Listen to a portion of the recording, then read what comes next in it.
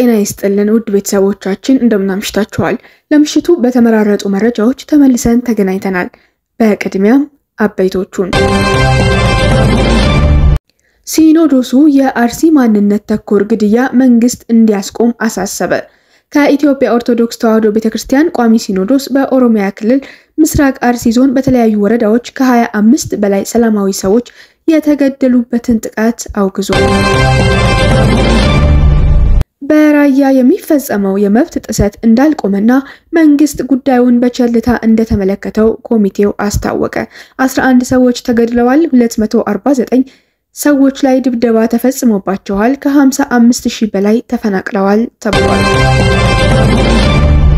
የፓርላማ አባሉ ዶክተር ደሳለኝ ጫኔ በፓርላማ ላቀረቡት ጥያቄ ለቀረበባቸው ክስ ጠንከር ያለ የአጸፋ ምላሽ ሰጡ። ክሱን የፖለቲካ ሀሁ ከማይረዱ የገዢው ፓርቲ ካድሬዎች የሚነሳ ነው ሲሉ ውድቅ አድርገውታል። ከውጪ ዶናልድ ትራምፕ አሜሪካ የኒውክሌር ሙከራ ማድረግ እንደምትጀምር ገለጹ። ፕሬዝዳንት ዶናልድ ትራምፕ ከ3 አስርት ዓመታት በፊት አቁመው የነበረውን የኒውክሌር ጦር መሳሪያ ሙከራ በቅርቡ ትጀምራለች ብለዋል። ሁሉንም በዝርዝር ታደምጡታላችሁ። እስከ መጨረሻው ድረስ አብራችሁን እንድትቆዩ እንጋብዛለን። ቀዳሚ ወዳደረግነው ዜና ስናልፍ ሲኖዶሱ የአርሲ ማንነት ተኮርን ግድያ መንግስት እንዲያቆም አሳሰበ። ከኢትዮጵያ ኦርቶዶክስ ተዋሕዶ ቤተክርስቲያን ቋሚ ሲኖዶስ በኦሮሚያ ክልል ምስራቅ አርሲ ዞን በተለያዩ ወረዳዎች ከ25 በላይ ሰላማዊ ሰዎች የተገደሉበትን ጥቃት አውግዟል። ቋሚ ሲኖዶሱ በጉዳዩ ላይ ባወጣው መግለጫ በተደጋጋሚ በኦርቶዶክሳውያን ላይ አነጣጥሮ የሚፈጸመውን የአርሲ ግድያ ከጊዜ ወደ ጊዜ ተባብሶ መቀጠሉን ገልጿል። በምስራቅ አርሲ ዞን አስተዳደር በጉና፣ በመርቲ፣ በሽርካና በሆሎንቆ ዋቢ ወረዳዎች ውስጥ በሚገኙ የኢትዮጵያ ኦርቶዶክስ ተዋሕዶ ቤተክርስቲያን እምነት ተከታዮች ግድያ መፈጸሙን ሲኖዶሱ አስታውቋል። በተጠቀሱት ወረዳዎች በተለያዩ ጊዜያት በተፈጸሙ ጥቃት ከ25 በላይ የኦርቶዶክስ ተዋሕዶ እምነት ተከታዮች መገደላቸውን ሲኖዶሱ በመግለጫው ገልጿል። ጥቅምት 14 ቀን 2018 ዓ.ም በጉናና መርቲ ወረዳዎች 17 ክርስቲያኖች፣ ጥቅምት 17 ቀን 2018 ዓ.ም በሽርካ ወረዳ 3 ክርስቲያኖች እንዲሁም ጥቅምት 18 ቀን 2018 ዓ.ም በሆንቆ ዋቤ ወረዳ 5 ክርስቲያኖች መገደላቸውን ማረጋገጡን አስታውቋል። በጥቅምት ወር 2018 ዓ.ም ብቻ 25 ኦርቶዶክሳውያን ወገኖቻችን አገራችንና ምድራችን ብለው በሰላም በተኙበት በአሰቃቂ ሁኔታ መገደላቸውን ሲኖዶሱ ገልጿል። በአርሲ ክርስቲያኖች ላይ የሚፈጸመውን ግድያም ከዕለት ወደ ዕለት እየተባባሰ መሆኑን ሲኖዶሱ በመግለጫው ጠቁሟል። በምስራቅ አርሲ ሀገረ ስብከት እንዲህ አይነቱ አሰቃቂ ድርጊት ሲፈጸም የቆየው በተደጋጋሚ መሆኑን ያስታወሰው ሲኖዶሱ እንዲህ አይነቱ አስነዋሪ ድርጊት በቅዱሳት መጻሕፍትም ሆነ በሰው ልጅ ሰብአዊ መብት ፈጽሞ ተቀባይነት የሌለው ነው ብሏል። ጥቃቱ በነጻነት የማምለክ ህገ መንግስታዊ መብትን የሚጋፋ ተከባብሮና ተቻችሎ የመኖር መንፈሳዊ እሴቶቻችንን የሚያጠፋ ክብረነክና ሊወገዝ የሚገባው ስነ ምግባራዊ ድርጊት ነው በማለት ሲኖዶሱ በጽኑ አውግዟል። በክርስቲያኖች ላይ ያነጣጠረውን ግድያ ለማስቆም በቀጥታ የሚመለከታቸው መንግስታዊ አካላትም ኃላፊነታቸውን እንዲወጡ ሲኖዶሱ አሳስቧል።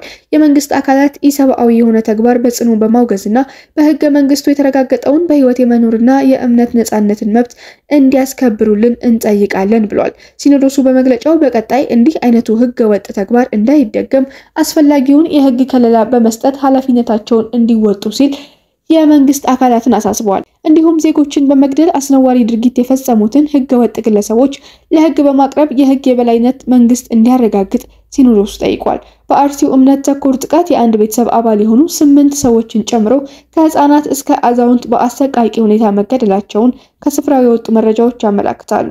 በአካባቢው የሚኖሩ የአማራ ተወላጆችና ክርስቲያኖች በተደጋጋሚ የሚፈጸምባቸውን ጥቃት የሚያስቆም አካል መጥፋቱን ተከትሎ የመንግስት አካል ከለላ ይሰጠናል የሚል ተስፋ እንደሌላቸው እየገለጹ ነው። በራያ የሚፈጸመው የመብት ጥሰት እንዳልቆመና መንግስት ጉዳዩን በቸልታ እንደተመለከተው ኮሚቴው አስታወቀ። 11 ሰዎች ተገድለዋል፣ 249 ሰዎች ላይ ድብደባ ተፈጽሞባቸዋል፣ ከ55,000 በላይ ተፈናቅለዋል ተብሏል። የታደሰ ወረደ ጊዜያዊ አስተዳደርና የደብረ ጽዮን ገብረ ሚካኤል ሰራዊት በህጋዊ መንገድ የማንነት ጥያቄው እንዲመለስ እየጠየቀ ባለው የራያ ህዝብ ላይ የመብት ጥሰት እያደረሰ ቢሆንም የፌዴራሉ መንግስት ጉዳዩን በቸልተኝነት እየተመለከተው ነው ሲል የራያ ማንነትና ወሰን አስመላሽ ኮሚቴ ከሰሰ። ከኢትዮጵያ ምርጫ ቦርድ የተሰረዘውና ራሱን የትግራይ ህዝብ ነጻነት ግንባር ትህነግ ብሎ የሚጠራው ኃይል በራያ ህዝብ ላይ ለዓመታት የሚያደርሰው ጥቃት በ2018 ዓ.ም እንዳልቆመም ኮሚቴው ዛሬ ባወጣውና ለቦርከና በላከው መግለጫ አስታውቋል። ኮሚቴው የፌዴራል መንግስት ኮማንድ ፖስት ባለበት ቀጠና ይህ ኃይል ከዚህ በፊት ያደረሰውን የሰብአዊ መብት ጥሰት ሳያካትት ከ2018 ዓ.ም ዋዜማ ጀምሮ የማንነት ጥያቄ ባላቸው የራያ ህዝቦች ላይ የፈጸማቸው የሰብአዊ መብት ጥሰቶች ጠባሳው የማይሻር የህዝቦችን የወደፊት መልካም ግንኙነትን የሚያሻክር ነው ብሏል። በአላማጣ ከተማና በራያ ባላ ወረዳዎች ብቻ በዚሁ ኃይል 11 ንጹሃን ተገድለዋል ሲል ከሷል። እንዲሁም በአላማጣ ከተማ የሚገኝን የንግድ ማዕከል በማቃጠሉ 30 ሚሊዮን ብር የሚገመት የ29 ነጋዴዎችን ንብረት አውድሞ ተጠያቂ አልሆነም ብሏል። ሰራዊቱ በራያ አላማጣ፣ በራያ ባላና ኮረም ወረዳዎች በ249 ሰዎች ላይ ድብደባ ፈጽሟል ያለው የኮሚቴው መግለጫ ከነዚህ ውስጥ በ10 ሰዎች ከፍተኛ ጉዳት ተፈጽሟል ሲልም አረጋግጧል። በኮረም ከተማ የትግራይ ታጣቂ ኃይሎች 58 ሰዎች የእጅ ስልካቸውን ተቀምተዋል፣ አንዲትን ባለሀብት በማስፈራራት 700,000 ብር ተቀብለዋል በማለትም ገልጿል። ኮሚቴው በመግለጫው ይኸው ኃይል በሚሊዮን ብር የሚገመት ዋጋ የሚያወጡ ቁሳቁሶችን ከነጋዴዎች መቀማቱን ገልጾ የአማራ አቀንቃኝ ናችሁ በማለት 12 ሰዎችን 204,000 ብር ቀጥቷል ሲልም ወንጅሏል። ከ60,000 በላይ ህጻናትም ከትምህርት ገበታ ውጭ ሆነዋል ያለው የኮሚቴው መግለጫ ችግሩ ከተከሰተበት ጊዜ ጀምሮ ከ2500 በላይ በ2018 ዓ.ም ደግሞ 350 ወጣቶች ለህገ ወጥ ስደት መዳረጋቸውን ያስረዳል። ለስደት ከተዳረጉት ወጣቶች መካከል 45 የሚሆኑት ህይወታቸው አልፏል ሲልም አሳውቋል። እንዲሁም መንበረ ሰላማ የሚባለው ክንፍ በራያ ሀገረ ስብከት ስር የሚገኙ የሃይማኖት አባቶችን በማሳፈን በማስደብደብ ወይም ወደ ማይጨውና መሆኒ በመውሰድ ማሳሰሩን አጠናክሮ ቀጥሏል ሲልም ኮሚቴው በመግለጫው በብርቱ ከሷል። የትግራይ ጊዜያዊ አስተዳደር ከትህነግ አመለካከት ውጪ የሆነ ማንኛውም ሰው አካባቢውን ለቆ እንዲወጣ ማስጠንቀቂያ ተሰጥቷል የሚለው ኮሚቴው አካባቢው በትግራይ በኃይል ከተያዘ ጊዜ ጀምሮ ከ55,000 በላይ ህዝብ ወደ አጎራባች ቦታዎች ተፈናቅለዋል ሲልም አስታውቋል። የራያ ህዝብ ለሚደርስበት የሰብአዊ መብት ጥሰት ሰሚ ማጣቱንና ከፌዴራል መንግስት ለ5 ዓመታት በጀት መከልከሉን የኮሚቴው መግለጫ ጠቅሷል። መንግስት የራያን ህዝብ ስቃይ ለማስቀረት ጥረት እያደረገ ካለመሆኑን ባሻገር የሚፈጸሙ የሰብአዊ መብት ጥሰቶችን ባላየ ማለፉ በመንግስት ላይ እምነት እንዳይኖረን አድርጓል። እየሆነብን ላለው ነገር ግልጽ ማብራሪያ ይሰጠን ብሏል። የፕሪቶሪያው ስምምነት ያለምንም ቅድመ ሁኔታ ተግባራዊ ተደርጎ ጊዜያዊ አስተዳደሩ በቀጥታ በህዝቡ እንዲመረጥ የደብረጽዮን ሰራዊት ከራያ እንዲወጣ እንዲደረግ ኮሚቴው በመግለጫው መንግስትን ጠይቋል። በራያ ህዝብ ላይ የሚፈጸመው የሰብአዊ መብት ረገጣ በሀገር ሽማግሌዎች በኩል ለኢትዮጵያ ሰብአዊ መብቶች ኮሚሽን እንዲደርሰው ቢደረግም ለህዝቡ ድምጽ አልሆነም የሚል ቅሬታም ኮሚቴው አቅርቧል። የፓርላማ አባሉ ዶክተር ደሳለኝ ጫኔ በፓርላማ ላቀረቡት ጥያቄ ለቀረበባቸው ክስ ጠንከር ያለ የአጸፋ ምላሽ ሰጡ። ክሱን የፖለቲካ ሀሁ ከማይረዱ የገዢው ፓርቲ ካድሬዎች የሚነሳ ነው ሲሉ ውድቅ አድርገውታል። የፓርላማ አባሉ ዶክተር ደሳለኝ ጫኔ ባጋሩት ሐሳብ ሰሞነኛውን ፓርላማ ላይ ለጠቅላይ ሚኒስትር አብይ ባቀረቧቸው ጥያቄዎች ሳቢያ ለቀረቡባቸው ክሶች ጠንከር ያለ ምላሽ ሰጥተዋል። ፓርላማ ላይ ባቀረቧቸው ጥያቄዎች ሳቢያ 3 ክሶች እንደቀረቡባቸው የገለጹት ዶክተር ደሳለኝ የገዢው ፓርቲ ኃላፊ የፖለቲካ ትችትን በአላዋቂዎች የብሔራዊ ክህደት ክስ ለማኮላሸት ከመሞከር ይልቅ ለቀረቡት ወሳኝ ጥያቄዎች አሳማኝና ተግባራዊ ምላሽ መስጠት ነው ብለዋል። የኔ ፖለቲካ ስራ ትኩረት በተረዳውት ልክ የህዝብን ህልውናና የኢትዮጵያን ዘላቂ ጥቅም ማስከበር ነው ሲሉ አክለዋል። ፓርላማ ላይ ያቀረቧቸው ጥያቄዎች በሚሊዮን የሚቆጠሩ ኢትዮጵያውያንን ህይወት የሚመለከቱ መሰረታዊ ጉዳዮች ላይ ያተኮሩ መሆናቸውን ጠቅሰው እኔ እንደ ህዝብ ተወካይና ተቃዋሚ ፖለቲከኛነቴ የመንግስትን ስራ መተቸትና ለህዝብ ጥቅም መቆም ስራዬም ግዴታዬም ጭምር ነው ብለዋል። የመመራባቸው ብቸኛ መርሆች የአማራ ህዝብ ህልውና እና የኢትዮጵያ ዘላቂ ብሔራዊ ጥቅሞች ናቸው ሲሉ አክለው ማክሰኞ ዕለት በፓርላማ ባቀረቧቸው ጥያቄዎች ላይ የገዢው ፓርቲ የማህበራዊ ሚዲያ ሰራዊትና ወዶ ገብ መሸጦ ተቃዋሚዎች ያሏቸው አካላት ለቀረቡት 3 ክሶች ግልጽ ምላሽ ሰጥተዋል። በዚህም የአስመራ መንግስት ወኪል አገልጋይና ባንዳነት የሚል የቀረበባቸውን ክስ መሰረተ ቢስ ተራ ስም ማጥፋት ነው፣ የፖለቲካ ትችትን በባንዳነትና በክህደት ስም ለመምታት የሚደረግ አሳፋሪ ሙከራም ነው ሲሉ ውድቅ አድርገውታል። የቤተሰቤ ታሪክ የጀግንነት ታሪክ በላብና በጥረት ሰርቶ የሚያድር እንጂ በመሸጦነትና በባንዳነት የሚያድር አንዳችም ነገር የለበትም ሲሉ የወላጅ አባትና ቤተሰባቸውን ተግባራት በዝርዝር ጽፈዋል። ቤተሰቤ ለሀገር ሉዓላዊነትና አንድነት በደም ዋጋ የከፈለ ነው። ባንዳነት ከኔም ሆነ ከቤተሰቤ ታሪክና እሴት ጋር ባዳ ነው። ስለዚህ ባንዳ ያላችሁኝ ተቺዎቼ ባንዳነት ይኖርባችሁ ከሆነ በዙሪያችሁ ፈልጉ፣ ከኛ ቤት ባንዳ የለም ሲሉም ገልጸዋል። ለጠቅላይ ሚኒስትሩ ያቀረቡት ጥያቄ ዓላማ አጣዳፊ የውስጥ ችግሮችን ከማስቀደም ይልቅ የባህር በር አጀንዳን በማስቀደም በውጭ ጉዳይ ላይ ትኩረት ማድረጉ ስልታዊ ስህተት መሆኑን ለማሳየት እንደሆነ ያስረዱት ዶክተር ደሳለኝ ስለዚህ የሀገሪቱ የፖለቲካዊ ጉልበት በመጀመሪያ የውስጥ ሰላም ግንባታ ላይ እንዲውል አሳስቤያለሁ ብለዋል። በሙያዬ የትም ዓለም ሄጄ ሰርቼ ኑሮዬን ማሸነፍ የሚችልበት የትምህርት ዝግጅት በፖሊሲ አውጭነትና ከፍተኛ አመራርም በቂ ልምድ አለኝ። ኑሮዬን ለመደጎም የትኛውም አካል ቅጥረኛ የመሆን ግዴታ የለብኝም። ለጊዜው ግን የባህር ዳር ህዝብና የአማራ የኢትዮጵያ ህዝብ ተወካይ እንደራሴ ነኝ። የምወክለውም የኢትዮጵያን ዘላቂ ጥቅም ብቻ ነው ሲሉም አቋማቸውን አሳውቀዋል። በተያያዘ ኢትዮጵያ የባህር በር ማግኘቷን ትቃወማለህ የሚል ሁለተኛ ክስ እንደቀረበባቸው ገልጸው በፓርላማ ንግግሬ ብሔራዊ ጥቅምን ለማስከበር የሚደረግ ማንኛውም አይነት ዲፕሎማሲያዊ ጥረትን የምቀበለው ነኝ ብዬ በግልጽ አመላክቻለሁ። የባህር በር ማግኘት ብሔራዊ ጥቅም መሆኑ ነው እንኳን እኔ 8ኛ ክፍልን ያጠናቀቀ የአንድ መስሪያ ቤት ፖስተኛ እንኳን ይገነዘበዋል ብለዋል። ተቃውሞ ያለው የባህር በርን በተመለከተ በጉዳዩ አያያዝ ዘዴ ላይ ነው ያሉት የፓርላማ አባሉ መንግስት የባህር በርን እንደ ህልውና ጥያቄ በማቅረብ ሀገሪቱን ወደ ጦርነት አፋፍ እየመራ መሆኑን ገልጸው የኔ አቋም የባህር በር ጥያቄው በሰላማዊ በህጋዊና ሰጥቶ መቀበልን መሰረት ባደረገ አካሄድ ብቻ መፈታት አለበት የሚል ነው። ሀገራችን አሁን በውስጥ ጦርነት ተወጥራ ባለችበት ሁኔታ የውስጥ ዘላቂ ሰላምን ማረጋገጥ ሲገባት በባህር በር ስም ተጨማሪ የውጭ ጦርነት ውስጥ በመግባት በዚህ ጉዳይ ሌላ የዜጎች ደምና ህይወት መከፈል የለበትም ነው ሲሉም አሳስበዋል። ጦርነትን የሚጋብዝ አካሄድ መቃወም የሀገር ፍቅርን እንጂ ባንዳነት አይደለም ሲሉም ገልጸዋል።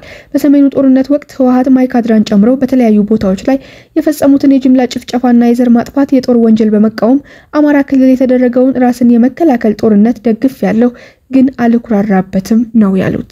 በአማራ ህዝብ ላይ የጦር ወንጀል የፈጸሙ የትግራይ ኃይሎች በፍትህ አደባባይ መቅረብ እንዳለባቸው በተደጋጋሚ እንደገለጽኩት ሁሉ በትግራይ በንጹሃን ተጋሮች ላይ በተፈጸመው የጦር ወንጀል የተሳተፈ ማንኛውም አካል በፍርድ አደባባይ እንዲገኝ እፈልጋለሁ ያሉት ዶክተር ደሳለኝ ስለዚህ ራስን የመከላከል የግዴታ ጦርነት ካልሆነ አባቱ የጦርነት ሰለባ የሆነ ወታደር ልጅ እንደመሆኔ ጦርነትን በየትኛው ምክንያት አልደግፍም በማለት አቋማቸውን አሳውቀዋል።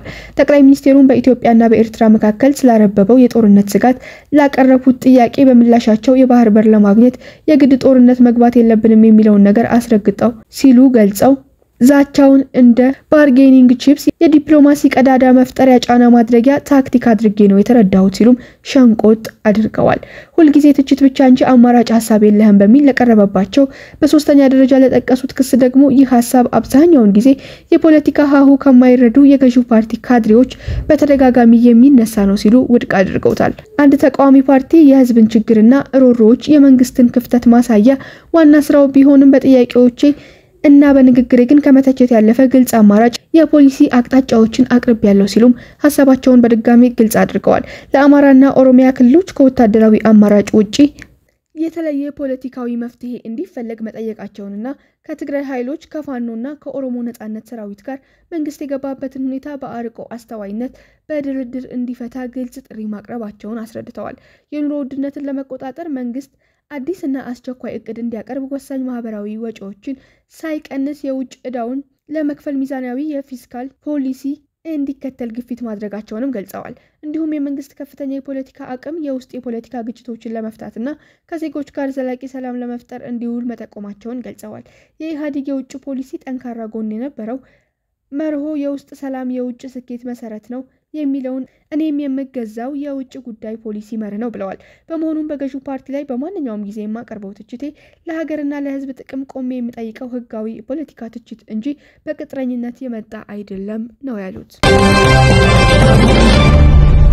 በመጨረሻም ከውጪ ዶናልድ ትራምፕ አሜሪካ የኒውክሌር ሙከራ ማድረግ እንደምትጀምር ገለጹ። ፕሬዝዳንት ዶናልድ ትራምፕ ከ3 አስርት ዓመታት በፊት አቁመው የነበረውን የኒውክሌር ጦር መሳሪያ ሙከራ በቅርቡ ትጀምራለች ብለዋል። የኒውክሌር ሙከራ የሚደረገው ከሩሲያና ቻይና ጋር እኩል ቦታ ላይ እንደምንገኝ ለማሳየት ነው ሲሉ ገልጸዋል። ትራምፕ ይህንን ያሉት ከቻይናው አቻቸው ዢ ጂንፒንግ ጋር ከመገናኘታቸው በፊት ነው ተብሏል። አሜሪካ የኒውክሌር ጦር መሸከም የሚችሉ ሚሳኤሎችን አቅም መሞከሯል አስታውቀዋል። አሜሪካ ከፈረንጆቹ 1992 ወዲህ በተጣለ እገዳ ምክንያት የኒውክሌር ሙከራ አድርጋ አታውቅም። ፕሬዝዳንቱ ሌላ ሀገራት አዳዲስ የጦር መሳሪያዎችን ሙከራ እያደረጉ ስለሚገኙ እገዳው እንዲሻር ምክንያት ሆኗል ብለዋል። ትራምፕ በግል ማህበራዊ ትስስር ገጻቸው ትዝ ሶሻል ላይ ባሰፈሩት ጽሑፍ ሌሎች ሀገሮች የኒውክሌር መሳሪያ እያደረጉ ብንመለከትም እኛ ያንን አናደርግም፣ ግን ከነሱ የበለጠ የኒውክሌር መሳሪያ አለን ብለዋል። ፕሬዝዳንት ዶናልድ ትራምፕ የአሜሪካ ወታደራዊ መሪዎች እንደ ሩሲያና ቻይና ካሉ ሀገራት ጋር እኩል ለመራመድ የአሜሪካን የኒውክሌር ጦር መሳሪያ ሙከራን እንዲቀጥሉ አዘዋል። በደቡብ ኮሪያ ከቻይና ፕሬዝዳንት ሺ ጂንፒንግ ጋር ከመገናኘታቸው በፊት በማህበራዊ ሚዲያ ላይ በሌሎች ሀገራት ፕሮግራሞችን በመሞከር ምክንያት ለጦርነት ዲፓርትመንት የኒውክሌር መሳሪያዎቻችንን በእኩልነት መሞከር እንድንጀምር አዝዣለሁ ሲሉ ጽፈዋል። ትራምፕ ዩናይትድ ስቴትስ ከየትኛውም ሀገር የበለጠ የኒውክሌር ጦር መሳሪያ አላት፣ ሩሲያ ሁለተኛ ስትሆን ቻይና ሶስተኛ ናት ሲሉ ገልጸዋል። ይህ የሆነው ትራምፕ ሩሲያን በኒውክሌር የሚንቀሳቀስ ሚሳኤልን በመሞከሯ ከቀናት በኋላ ሲሆን ትራምፕ ባሰፈሩት ጽሑፍ የኒውክሌር ጦር መሳሪያን እጅግ አጥፊ ኃይል መሆኑን አምነዋል። ነገር ግን ለመጀመሪያ ጊዜ ስልጣን ዘመናቸው የአሜሪካ የጦር መሳሪያን ከማዘመንና ከማደስ ውጪ ምንም አማራጭ የለንም ብለዋል። የትራምፕ ጽሑፍ ሙከራዎቹ እንዴት እንደሚፈጸሙ ዝርዝር ጉዳዮችን አላካተተም፣ ነገር ግን ሂደቱ ወዲያውኑ ይጀመራል በማለት ገልጸዋል። አሜሪካ የኒውክሌር ሙከራ ያደረገችው በ1992 ዓ.ም በፕሬዝዳንት ጆርጅ ቡሽ የስልጣን ዘመን ነበር።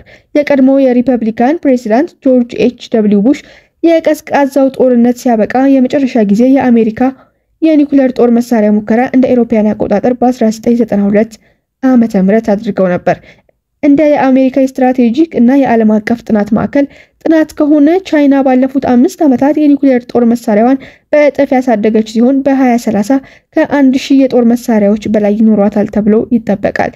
ዩናይትድ ስቴትስ 5580 የኒውክሌር ክምችት ሲኖራት ሩሲያ ደግሞ በግምት 5225 እንዳላት የጦር መሳሪያ ቁጥጥር ማህበር ዘግቧል። ውድ ቤተሰቦቻችን ለምሽቱ የተመረጡት መረጃዎች እነዚህ ይመስሉ ነበር። በየዕለቱ አዳዲስ መረጃዎች እንዲደርሳችሁ ቻናላችንን ላይክ፣ ሼር፣ ሰብስክራይብ በማድረግ ቤተሰብ እንዲሆኑ እንጋብዛለን።